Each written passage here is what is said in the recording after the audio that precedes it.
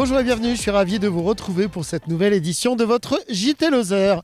Est-ce que vous avez reconnu cette silhouette si familière qui est ici derrière moi et ce clocher en dessous? Eh bien écoutez, ça ne vous a pas échappé, c'est le Cosméjean et Florac Trois-Rivières.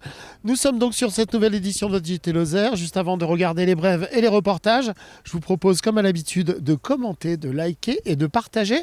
C'est parti, on fait un tour de l'actualité en Lozère et on se retrouve juste après. A tout de suite. Les syndicats agricoles ont vivement réagi à la suite d'une déclaration sur les ondes d'une radio nationale. En réponse aux propos tenus par un représentant syndical de l'OFB, l'Office de la biodiversité, sur France Inter et comparant indélicatement les agriculteurs à des dealers. Les syndicats nationaux et lozériens ont vivement réagi avec des actions ciblées. Le 15 janvier dernier, en soirée, les JA de la Lozère et la FDSEA Lozère ont décidé d'afficher leur mécontentement devant le bâtiment de l'OFB à Mende. Et les agriculteurs de déclarer sur leurs réseaux sociaux, je cite, « L'OFB se lève tous les jours avec une seule motivation, celle de sanctionner les agriculteurs sans dialogue et avec mépris. Alors que ces derniers sont les premiers acteurs de la biodiversité et que l'OFB devrait les soutenir chaque jour. » Et d'ajouter « Nous redemandons le désarmement complet de l'OFB et de nous laisser tranquillement travailler sans contrôle ou suspicion. » Fin de citation. De leur côté, la coordination rurale 48, la CR48, avait installé ce samedi 25 janvier, et non sans humour, un point de deal fictif aux abords du marché couvert de Mende. On est allé les récupérer à un cargo qui vient directement de Colombie. Tout en faisant vos courses, vous pouviez rencontrer les agriculteurs. Ces derniers proposaient des échanges constructifs ainsi qu'un questionnaire portant sur leur profession. À l'issue, comme un symbole, 1 kilo de farine était offert à chaque participant ayant dealé les bonnes réponses. Ce sont au total 70 kilos de farine ménagère et de production locale du tout premier choix qui ont ainsi été distribués. Une opération de communication où les panneaux affichés étaient bien sentis. Les agriculteurs ne sont pas des dealers, mais bien des leaders. Et le message des différents syndicats a été reçu, puisque l'OFB au niveau national se désolidarise de son agent. En signe, elle assouplit provisoirement les contrôles, d'autant que les élections des chambres battent leur plein et que le salon de l'agriculture se profile, alors que les relations sont déjà considérablement tendues.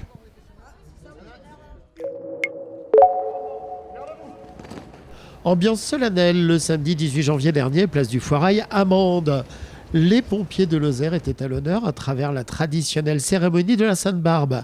Et c'est par moins 6 degrés affichés en cette matinée qu'à 10h précises, Gilles Quesnay-Hervé, préfet de la Lozère, ainsi que le colonel Frédéric Lhomme, directeur et chef de corps du SDIS, et que Laurencio, président du CASDIS de la Lozère, ont ouvert la cérémonie en présence de la sénatrice Guylaine Pantel et de Sophie Pantel, députée de la Lozère, mais également en présence des représentants militaires et institutionnels.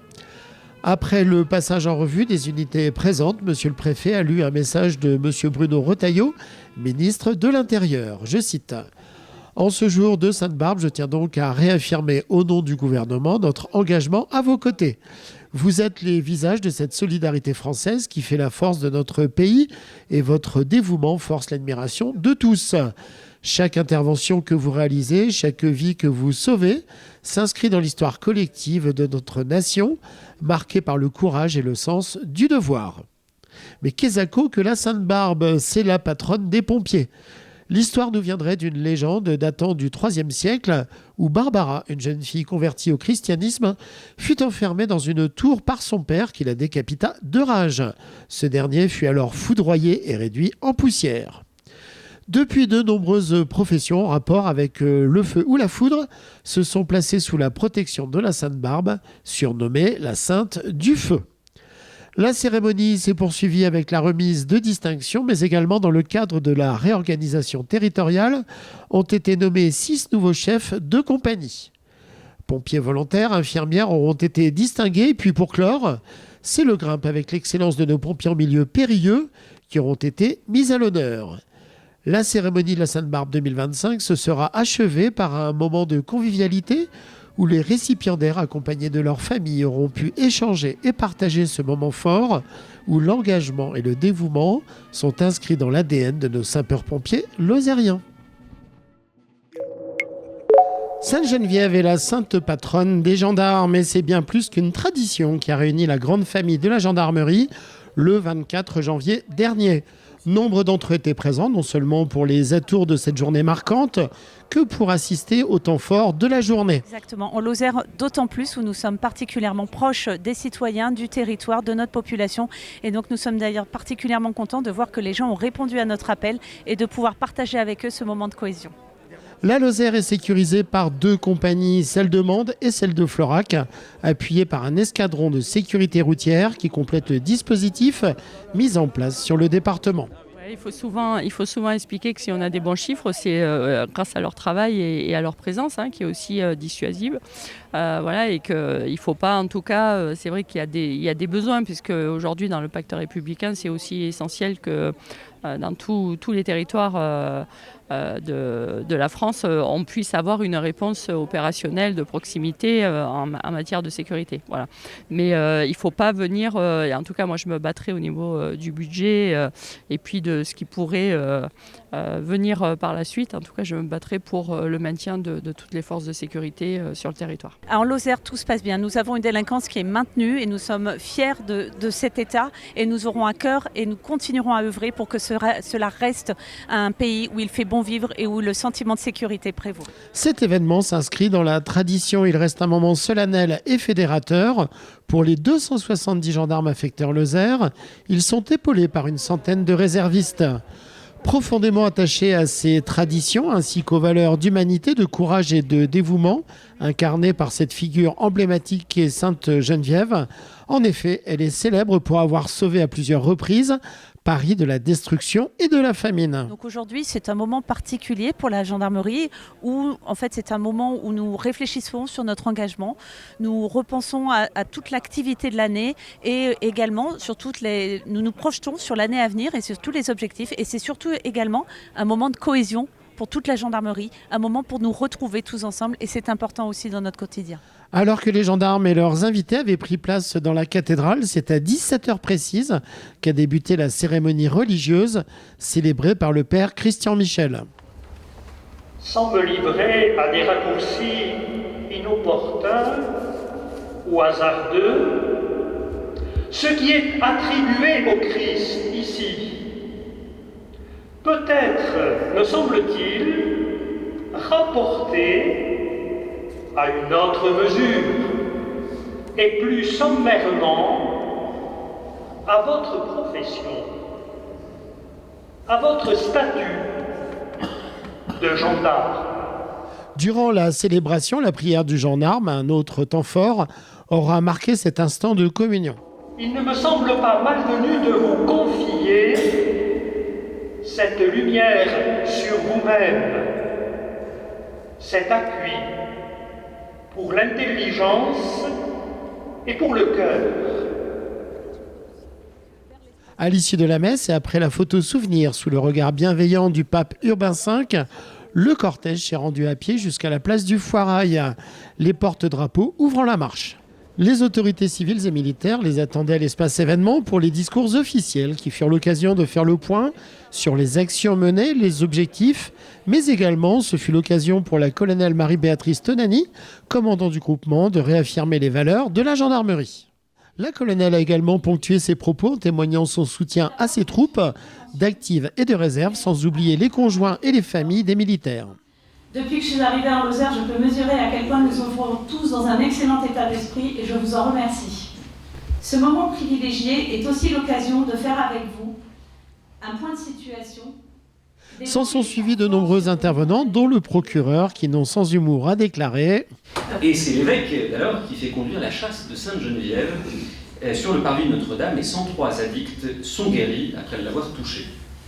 Est-ce le hasard pour une sainte née en 420 ? 4h20, chiffre symbolique dans les années 70 pour les consommateurs de cannabis, sans doute une nouvelle enquête a confié dès lundi à la meilleure brigade de recherche du département. Plus sérieusement, et vraiment plus sérieusement, et pour des raisons que je dévoilerai l'année prochaine, c'est une occasion, la Sainte-Geneviève, de partager entre les gendarmes, les magistrats et tous les partenaires et de rappeler que cette sainte était la protectrice des plus vulnérables, c'est une chose, mais quelles que soient nos croyances ou nos convictions religieuses et quelles que soient nos convictions politiques personnelles. Dès l'instant où vous avez revêtu l'uniforme, et pour le président et moi-même la robe, nous avons embrassé une carrière différente qui nous dépasse en tant que personne au profit de l'équilibre au sein de notre République. Car nous partageons ceci d'être chacun dans nos rôles respectifs, dans nos missions, de protéger avant toute chose et de rétablir cet équilibre qui chaque jour est remis en cause par les actions des délinquants et des criminels. Pour sa part, le préfet de la Lozère aura insisté sur la qualité de la sécurité qui place le département comme étant l'un des plus sûrs de France. Ensuite, il a développé le rôle majeur de la gendarmerie en zone rurale. C'est cette proximité qui garantit la sécurité de nos concitoyens. Votre action, ancrée dans nos villes et villages, fait de vous les interlocuteurs privilégiés de nos élus et des citoyens, mais aussi les premiers intervenants dans les moments de crise. 2024 a été une année d'évolution et d'action pour le groupement de gendarmerie en Lozère, avec notamment l'inauguration en février de la Maison des Familles, la transition réussie de commandement avec votre arrivée, Madame la Colonelle. Depuis septembre, vous insufflez dynamisme et ambition au groupement. Merci à vous.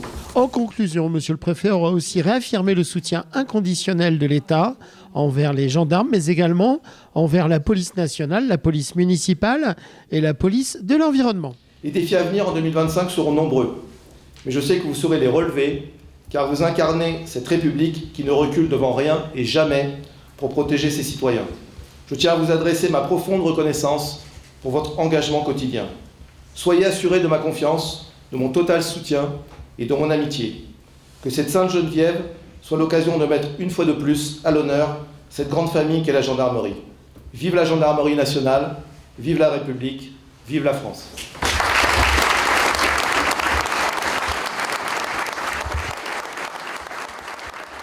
Pour clore cette journée de la Sainte-Geneviève, les gendarmes, accompagnés de leurs familles et amis, se sont retrouvés autour d'un repas dansant, chaleureux et festif. Je vous remercie et par Sainte-Geneviève, Vive la République!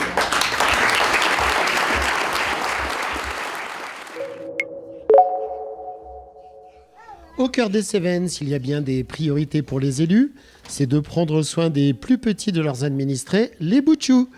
Et c'est précisément ce qu'a fait la communauté de communes Gorge-Causse et Cévennes en reprenant la compétence dans la gestion de la crèche floracoise Les Castors Juniors. Le 29 janvier, pour les personnalités et les invités, le rendez-vous était fixé au pied du toboggan situé dans le jardin de la crèche. Avec la reprise de la gestion de la crèche faisant suite à la compétence petite enfance, enfance jeunesse, acquise dès 2018, les travaux ont finalement débuté en 2020. Ils auront duré près de 2 ans. La priorité était de restructurer le bâtiment initial, d'améliorer les conditions de travail et d'accueil des tout-petits, mais également d'agrandir les espaces et les capacités. Après 2 ans de travaux et une mise aux normes, l'inauguration s'est donc déroulée ce mardi avec la coupe du ruban tricolore marquant officiellement l'inauguration de la crèche multi-accueil. Pour parachever l'événement, une plaque inaugurale a été dévoilée avant que l'Assemblée ne soit conviée à une visite en détail de l'établissement. La crèche répond à des critères de développement durable. Il règne un sentiment de bien-être et de sérénité lorsque l'on pénètre dans les locaux. Étonnamment, un certain calme accompagne les visiteurs. Des papillons par ici, des dessins par là, les petits prénoms et les mini-vêtements alignés dans le couloir vestiaire. La crèche compte 12 agents communautaires, dont 2 éducatrices jeunes enfants, une auxiliaire de puériculture et 9 agents sociaux professionnels de la petite enfance qui œuvrent pour le bien-être d'une vingtaine de bambins, la capacité pouvant être portée à 23 enfants.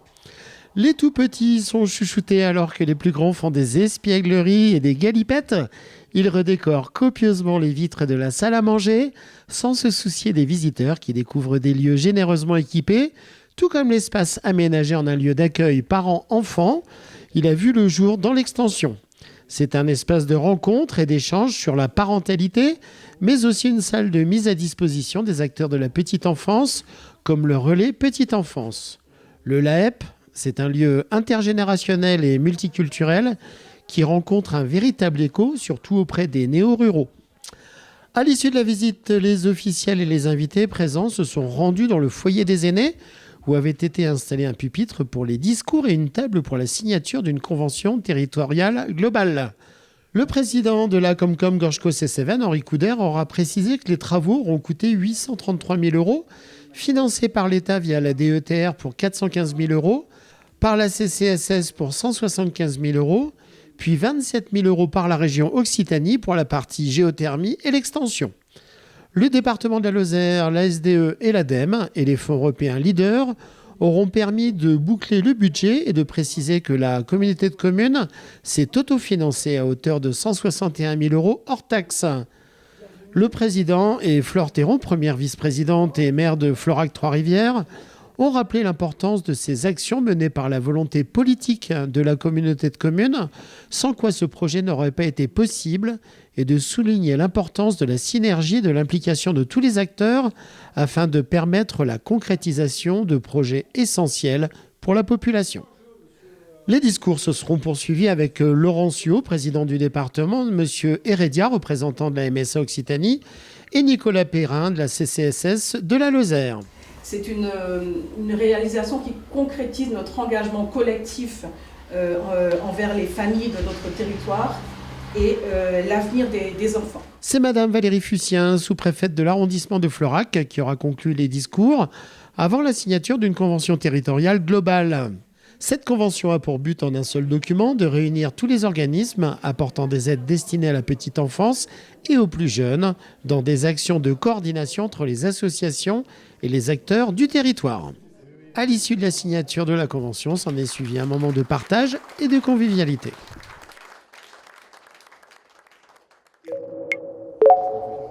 J'ai joué quand j'étais ado et après j'ai arrêté un long moment pendant toute ma période professionnelle et maintenant que j'ai du temps à moi, j'en ai profité pour renouer avec ce jeu passionnant auquel je jouais quand j'étais plus jeune. Mon papy y jouait, il a appris à papa et papa m'a appris à moi, du coup je me suis inscrite au club d'échecs. On a les plus petits qui ont 5 ans et les aînés, les plus anciens, on va dire, qui sont à la retraite. Donc je ne dirai pas leur âge, mais voilà, il n'y a pas de limite d'âge. Créé il y a environ 1500 ans, les jeux d'échecs seraient le roi des jeux. Pour certains, on joue aux échecs dans le monde entier. Et alors que le championnat d'Europe féminin de parties rapides et de blitz se sont déroulés à Monaco courant janvier, chez nous, en Lozère, quelques clubs organisent des parties lors de rencontres amicales. C'est un jeu accessible et populaire dont les règles sont rapides à comprendre. Ouais, c'est de la réflexion, du coup oui, c'est intéressant, mais c'est de la réflexion qui est ludique, on va dire. Pas comme les cours par exemple. Donc je préfère. Voilà. La stratégie, je joue ça. E4, le déplacement le plus connu, parce que après on peut faire le coup du berger, on peut faire, je sais pas moi. L'avantage des échecs, on va dire, les parents sont souvent surpris de leurs enfants. Quand ils arrivent, ils pensent que les enfants ne vont pas arriver à tenir 2 heures assis, calmes, à réfléchir. Et au bout de 2-3 séances, souvent c'est le cas, ça se passe sans trop de soucis. Il y a de temps en temps quelques rappels à l'ordre, mais en règle générale, au bout de 2-3 séances, les enfants sont calmes et arrivent à se gérer eux-mêmes et à se calmer eux-mêmes et à rester concentrés pendant 1h30, 2 heures. 64 cases, 2 couleurs, les blancs et les noirs, qui vont se défier dans un jeu de réflexion où toutes les générations se côtoient. À l'origine, c'est un jeu de stratégie militaire. Les échecs auraient été créés sous l'inspiration d'un jeu indien, puis complétés par les Arabes. Ensuite, les échecs seraient arrivés tardivement en Europe de l'Ouest. Ce n'est qu'au XIXe siècle que les règles se seraient établies sous la forme actuelle. C'est les blancs qui commencent et le cavalier se déplace en L, la tour tout droit et le pion d'une case ou 2 cases au début, le fou en diagonale, la reine de partout et c'est tout. L'association L'Échiquier Mondois a été créée il y a 9 ans. Il accueille tous les mardis une trentaine de membres. La première des choses que l'on remarque, c'est la grande diversité des joueurs. On joue avec tout le monde, c'est bien. Moi, je trouve ça très agréable. D'abord, les petits nous apprennent beaucoup. Ils nous poussent très vite dans nos retranchements. Ils nous gagnent souvent, enfin au moins moi. Donc voilà. Le forum des associations et la médiatisation ont été déterminants pour la mise en lumière du club mandois, puisque de nombreux membres s'y sont inscrits depuis. Moi j'ai commencé cette année, je les ai vus au forum. comme Sébastien, quand il y était, je lui ai dit, écoute, moi ça m'intéresse parce que j'ai appris à mes petits-enfants à jouer aux échecs et maintenant ils me battent. Donc j'ai besoin de retrouver du niveau pour pouvoir leur donner au moins un peu de fil à retordre. Voilà. Je viens pour m'amuser, parce que j'aime bien ce jeu, pour réfléchir, me remuer les méninges. Donc je suis toujours très relax quand je joue aux échecs. Mais il y en a peut-être d'autres, les jeunes peut-être, ils ont peut-être un peu plus la gagne que leurs aînés. Voilà, et c'est sympa parce qu'il y a énormément de jeunes dans ce club. Donc vraiment c'est très agréable. Quand j'avais 6 ans, mon cousin m'a appris à jouer aux échecs. Ensuite, pendant 3 ans, on a essayé de trouver un club. On n'a pas réussi. Et quand, pour m'inscrire au handball, on est allé à, je ne sais plus comment ça s'appelle. Ensuite, Sébastien s'est présenté. On avait vu qu'il y avait un club d'échecs. Oui, c'est le forum des associations qui nous a fait connaître le club. Tous les membres sont passés par le forum et sont venus s'inscrire grâce au forum des associations de la ville de Mende. Oui. C'est la 3e année. Au départ, je m'étais inscrite pour avoir une activité de réflexion que j'aime bien. Et au final, j'ai proposé à mon fils de m'accompagner. Et il s'avère qu'il est très bon, contrairement à moi. Jouer aux échecs apporte de nombreuses vertus, dont la concentration, la mémoire, le respect des règles et d'autrui. Ces bienfaits s'observent tout spécialement chez les plus jeunes qui, pour le coup, délaissent temporairement leur smartphone, apprenant ainsi la patience, la réflexion et la stratégie. Et puis en même temps, ça aère l'esprit, on pense à autre chose et c'est un jeu qui détend. Malgré le fait que dès qu'il y a 3 pièces qui bougent, ça pose des problèmes très compliqués très vite. À chacun sa façon de jouer, en prenant son temps ou avec un chrono. Il faut alors être rapide tout en maîtrisant ses émotions pour finalement viser le traditionnel échec et mat. Et ce sentiment de réussite d'avoir capturé le roi adverse. J'avais un chronomètre et j'ai gagné au chronomètre sur les 3 parties. Waouh, bravo, félicitations. Merci. Voilà, challenge de Noël, fin d'année, qu'on fait le dernier mardi avant les vacances de Noël, avec des petits cadeaux à gagner, et ensuite le dernier tournoi de fin d'année pour clôturer l'année scolaire, qui a lieu généralement vers le 15 juin. Et l'association vient de rejoindre la Fédération française des échecs. Cela va permettre aux membres de participer à des tournois officiels. Donc depuis aujourd'hui, on est officiellement membre de la Fédération française des échecs, la FFE. C'était un peu l'objectif de cette année. Ça faisait 4 ans que le club ne participait plus aux compétitions, ne pouvait plus le faire, il n'était pas membre.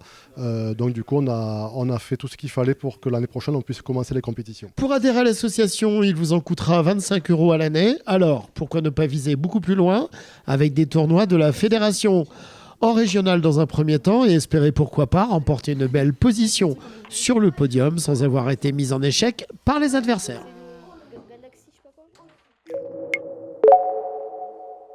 Vendredi 24 et samedi 25 janvier, le parc naturel régional de l'Aubrac a organisé un chantier école de la pierre sèche à Banassac-Canillac pour restaurer un mur en mauvais état.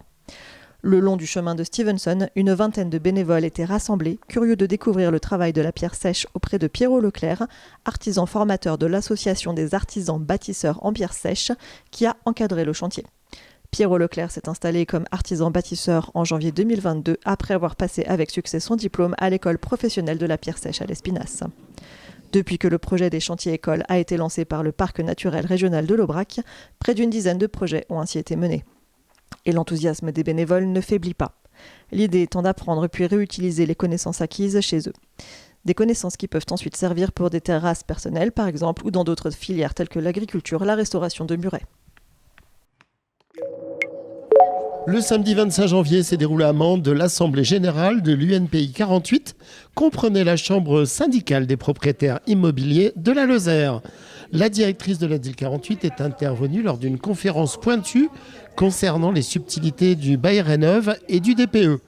Le programme Bail Rénov vise à sensibiliser, informer et accompagner les propriétaires bailleurs et les locataires sur la rénovation et la sobriété énergétique. En ce sens, l'ADIL 48 délivre gratuitement des conseils juridiques, financiers et fiscaux sur toutes les questions liées au logement.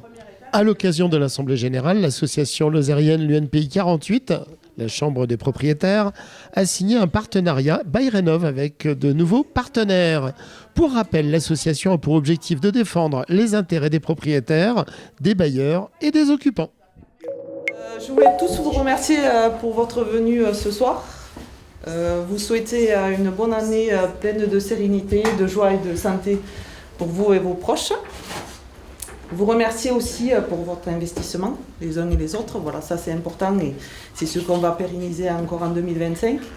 On ne va pas faire de grands discours ce soir. Je voulais juste vous remercier d'être là. Et un bon gâteau, une bonne galette et un bon cidre. Et voilà. Merci à tous.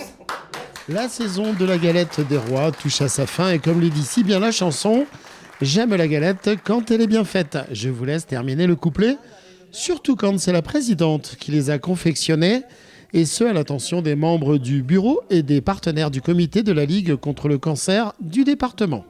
Une vingtaine de bénévoles et de prestataires professionnels s'étaient réunis à Mende dans les locaux de l'association pour partager ce moment qui marque également une nouvelle ère pour les membres puisque le compte à rebours est enclenché avec l'acquisition de nouveaux locaux situés au pied de la montée Jalabert en direction de l'aérodrome de Mende. Un moment de partage et de convivialité empreint d'une grande chaleur humaine pour ces personnes qui tout au long de l'année apportent soins, conseils et réconfort aux malades atteints du cancer. Et les chiffres des patients accompagnés est malheureusement en nette augmentation. Cela représente 202 personnes pour l'année 2024. Alors, plus aucune hésitation, unissons nos forces dans la diversité en apportant notre soutien financier pour accompagner l'association pour encore plus d'efficacité face à la recrudescence de la maladie, ce qui oblige le comité à s'adapter afin de proposer une meilleure prise en charge des nombreux patients de notre territoire et ainsi accompagner les personnes malades, soutenir leurs proches et combattre toutes les inégalités en santé.